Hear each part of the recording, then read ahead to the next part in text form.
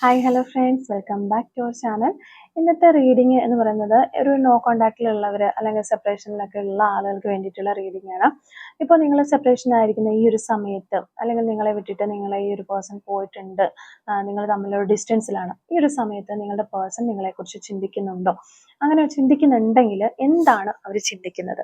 ആ ഒരു കാര്യമാണ് നമ്മളിവിടെ നോക്കാനായിട്ട് പോകുന്നത്. അപ്പോൾ വീഡിയോയിലേക്ക് പോകുന്നതിന് മുമ്പായിട്ട് ആദ്യമായിട്ടാണ് ഈ ഒരു ചാനൽ കാണുന്നത്, ദയവായി സബ്സ്ക്രൈബ് ചെയ്തതിനു ശേഷം തുടർന്ന് വീഡിയോ കാണാനായിട്ട് ശ്രമിക്കാം.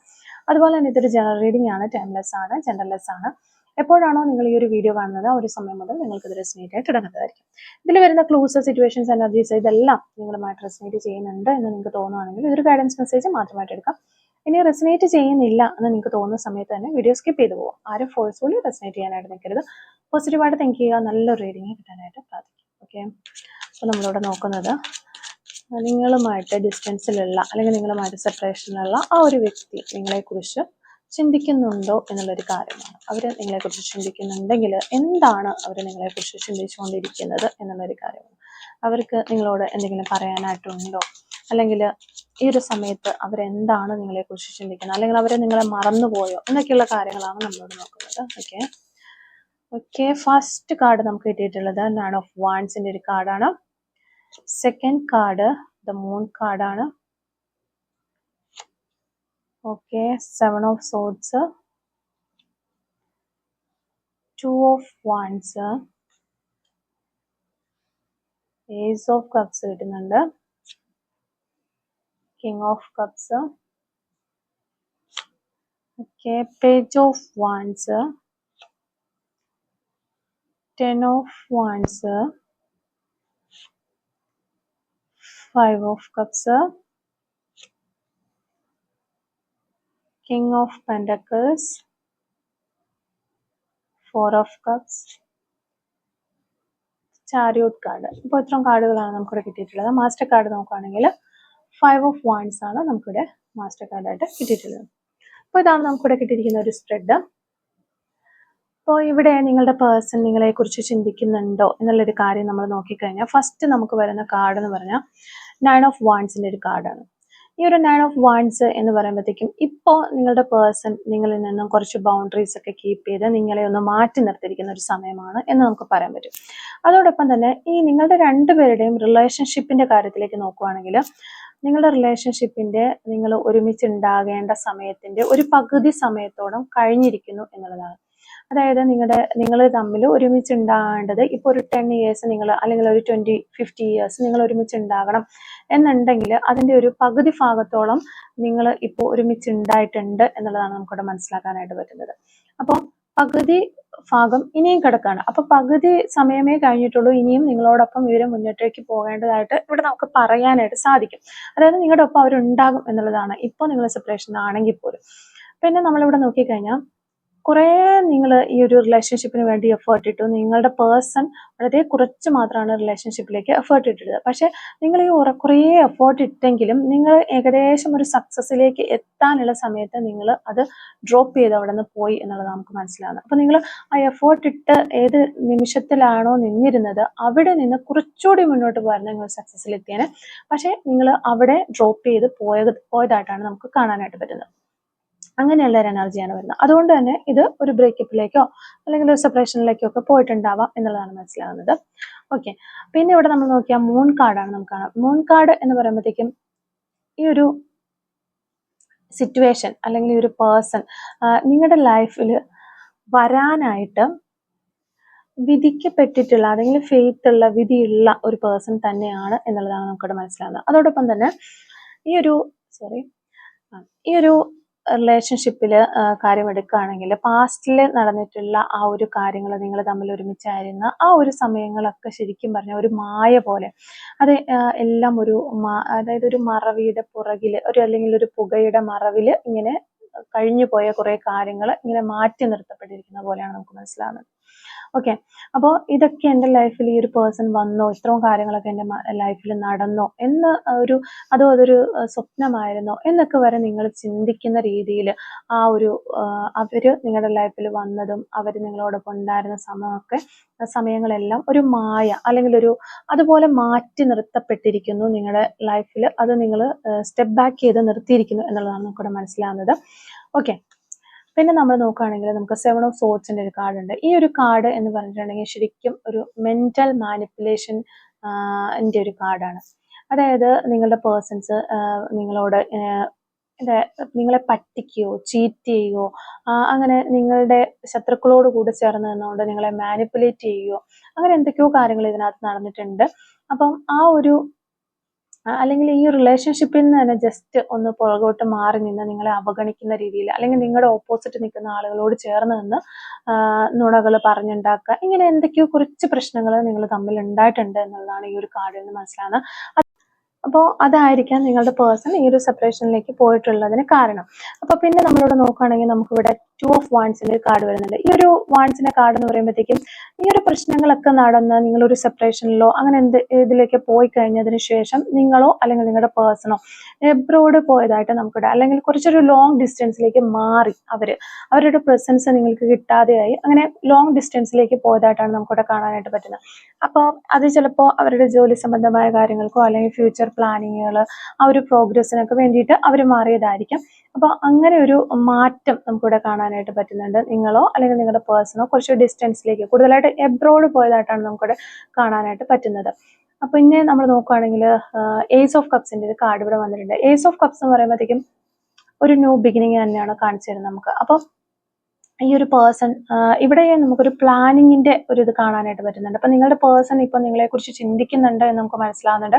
അപ്പോൾ ഇവരിപ്പോ പുറത്തോ അല്ലെങ്കിൽ എബ്രോഡോ അല്ലെങ്കിൽ നിങ്ങളിൽ നിന്ന് ഡിസ്റ്റൻസിലാണ്, മാനസികമായിട്ട് ചിലപ്പോൾ ഡിസ്റ്റൻസ് ആയിരിക്കാം. എങ്ങനെയാണെങ്കിലും ആ ഒരു ഡിസ്റ്റൻസ് ഇവിടെ കാണുന്നുണ്ട്. ഈ ഡിസ്റ്റൻസിൽ ഇരുന്നു കൊണ്ട് അവരൊരു പ്ലാൻ തയ്യാറാക്കുന്നു, അല്ലെങ്കിൽ നിങ്ങളിലേക്ക് എത്താനായിട്ട് അവർ ഒരു കാര്യങ്ങളൊക്കെ ചിന്തിക്കുന്നതായിട്ട് നമുക്ക് കാണാൻ പറ്റുന്നത്. അതിനുശേഷം വന്നിട്ടുള്ള ഈ ഒരു കപ്സ്, ഏസ് ഓഫ് കപ്സിലും അത് തന്നെ ഒരു ന്യൂ ബിഗിനിങ് നമുക്ക് കാണാൻ പറ്റുന്നുണ്ട്. അപ്പം അവർ ആ ഒരു ന്യൂ ബിഗിനിങ്ങിനെ കുറിച്ച് നിങ്ങളിലേക്ക് തിരികെ വരാൻ സാധ്യതകളെ കുറിച്ചൊക്കെ അന്വേഷിക്കുന്നുണ്ട് എന്നുള്ളതാണ്, അല്ലെങ്കിൽ അതിനെക്കുറിച്ച് ചിന്തിക്കുന്നുണ്ട്.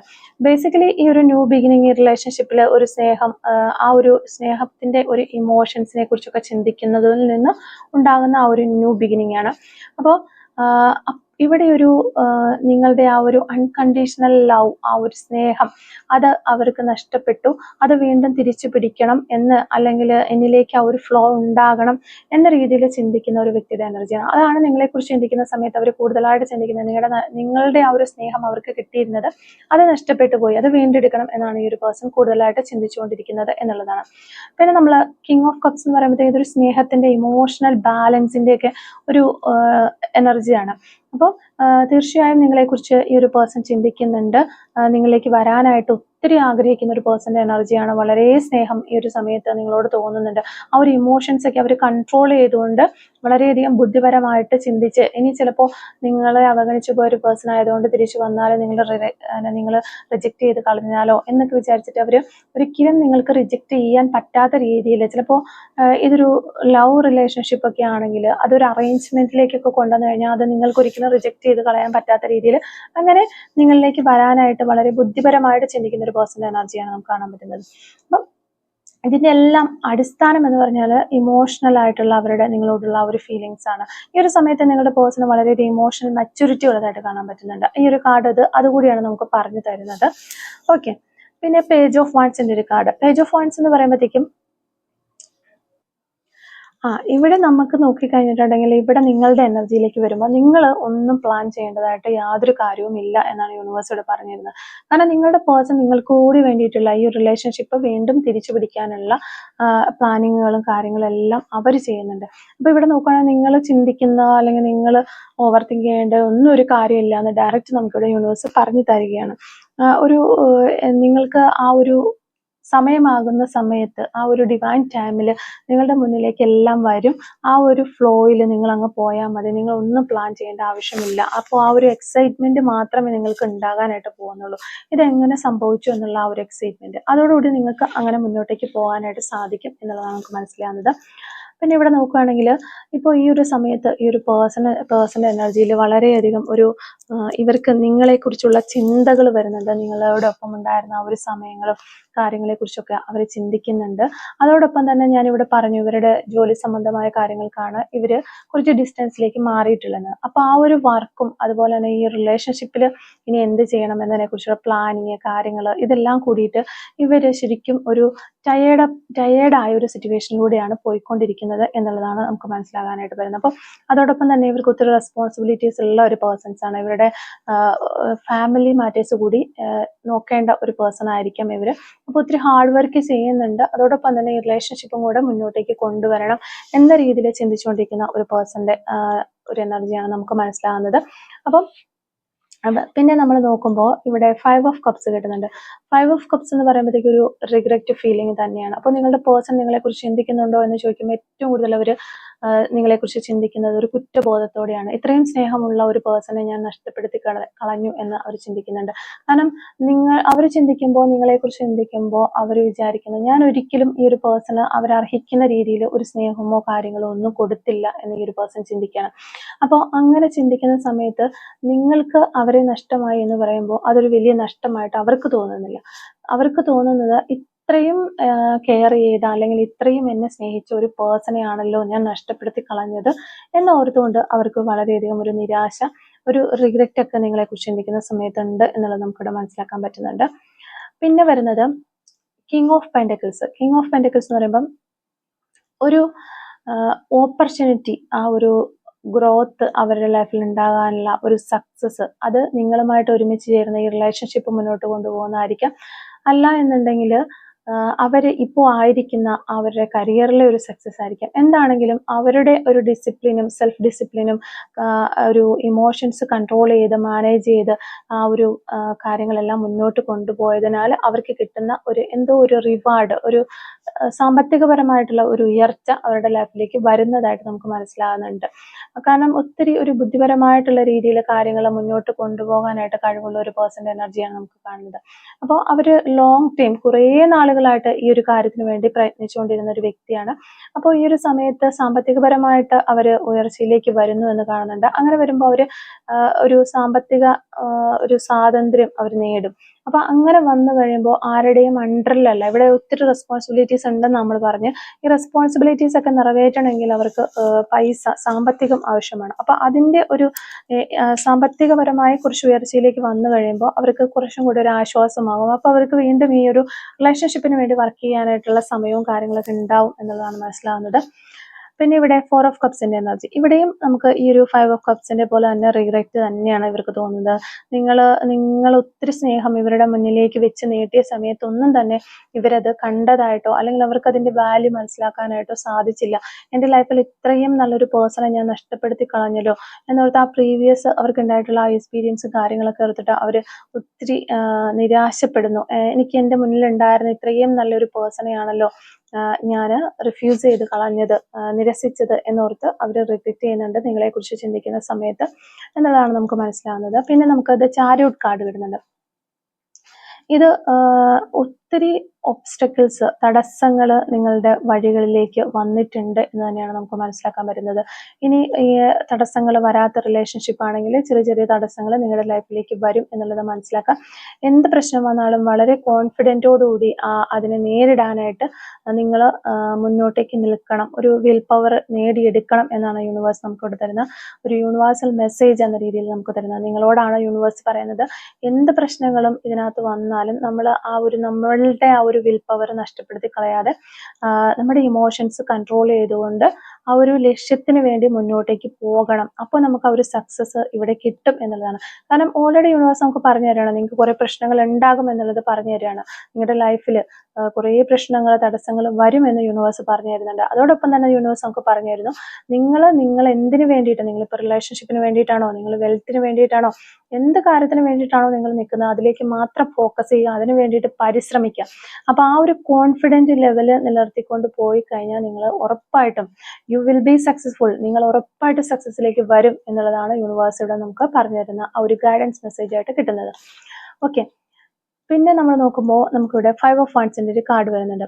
ഇവിടെ ഒത്തിരി നിങ്ങൾ തമ്മിൽ ഇപ്പം ഞാനിവിടെ ഓൾറെഡി പറഞ്ഞു 7 ഓഫ് സോഴ്സിൻ്റെ കാർഡൊക്കെ വരുമ്പോൾ ഈ ഒരു റിലേഷൻഷിപ്പ് ഡീപ്പിലേക്ക് പോരുന്ന സമയങ്ങളിലൊക്കെ ഈ പേഴ്സൺ ഒത്തിരി കാര്യങ്ങൾ നിങ്ങളിൽ നിന്ന് മറച്ചു വെച്ചിട്ടുണ്ട്. ചീറ്റിംഗ് എനർജി നമുക്കിവിടെ കാണാൻ പറ്റുന്നുണ്ട്.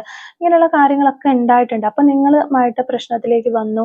ആ ഒരു പ്രശ്നത്തിലേക്ക് വരുമ്പോൾ ഇവിടെ ഈഗോ ക്ലാഷസും അങ്ങനെയുള്ള കാര്യങ്ങൾ, നിങ്ങൾ തമ്മിൽ പ്രശ്നങ്ങൾ, അടിവഴക്ക്, ബഹളം ഇതൊക്കെ കഴിഞ്ഞിട്ടുണ്ടാവാം. ഓൾറെഡി ഇതെല്ലാം നിങ്ങളുടെ ലൈഫിൽ വന്നു പോയിട്ടുള്ള കാര്യങ്ങളായിരിക്കാം, അല്ലെങ്കിൽ ഇപ്പോൾ പോയിക്കൊണ്ടിരിക്കുന്ന കാര്യങ്ങളായിരിക്കാം. അപ്പോൾ അതൊക്കെ ആ ഒരു കാര്യങ്ങളൊക്കെ നടന്ന് അതിൻ്റെതായ ടെൻഷൻസും കാര്യങ്ങളൊക്കെ ഇവരുടെ മനസ്സിൽ ഉണ്ട്. അപ്പോൾ നിങ്ങളെക്കുറിച്ച് ചിന്തിക്കുന്ന സമയത്ത് ഈ ഒരു കാര്യങ്ങൾ അവർ ആ ഒരു വഴക്കുണ്ടായ സമയങ്ങളിൽ അല്ലെങ്കിൽ പ്രശ്നങ്ങൾ ഉണ്ടായ സമയങ്ങളിൽ അവർ പറഞ്ഞു പോയിട്ടുള്ള വാക്കുകൾ, അല്ലെങ്കിൽ ഇത് അങ്ങനെ പറഞ്ഞിരുന്നെങ്കിൽ കുറച്ചും കൂടി ഒന്ന് നന്നായിട്ട് ഈ റിലേഷൻഷിപ്പ് കൊണ്ടുപോകാമായിരുന്നു, ഞാൻ ആ പറഞ്ഞത് മോശമായി പോയി, അല്ലെങ്കിൽ ഇങ്ങനെ പ്രവർത്തിക്കണ്ടായിരുന്നു എന്നൊക്കെ നിങ്ങളെക്കുറിച്ച് ചിന്തിക്കുന്ന സമയത്ത് അവരിങ്ങനെ ചിന്തിക്കുന്നുണ്ട് എന്നുള്ളതാണ് നമുക്ക് മനസ്സിലാകുന്നത്. ഓക്കെ, അപ്പോൾ കൂടുതലായിട്ടും നമ്മളോട് പറയുകയാണെങ്കിൽ ഈ ഒരു പേഴ്സൺ നിങ്ങളെക്കുറിച്ച് ചിന്തിക്കുന്നുണ്ടോ എന്ന് ചോദിച്ചാൽ ഉറപ്പായിട്ടും ചിന്തിക്കുന്നുണ്ട് എന്ന് നമുക്ക് പറയാനായിട്ട് സാധിക്കും. അതോടൊപ്പം തന്നെ ഈ ഒരു പേഴ്സൺ കൂടുതലായിട്ടും നിങ്ങളെക്കുറിച്ച് ചിന്തിക്കുമ്പോൾ നിങ്ങളെ നഷ്ടപ്പെടുത്തി കളഞ്ഞു എന്നതിനെ ഓർത്ത് നിരാശപ്പെടുന്ന ഒരു വ്യക്തിയുടെ എനർജിയാണ് നമുക്ക് കാണാൻ പറ്റുന്നത്. അപ്പോൾ കൂടുതലായിട്ടും നിങ്ങളോടൊപ്പം ഉണ്ടായിരുന്ന ആ ഒരു ഹാപ്പിയസ്റ്റ് മൂമെന്റ്സ് ഒന്നും അവർ ഓർക്കുന്നില്ല.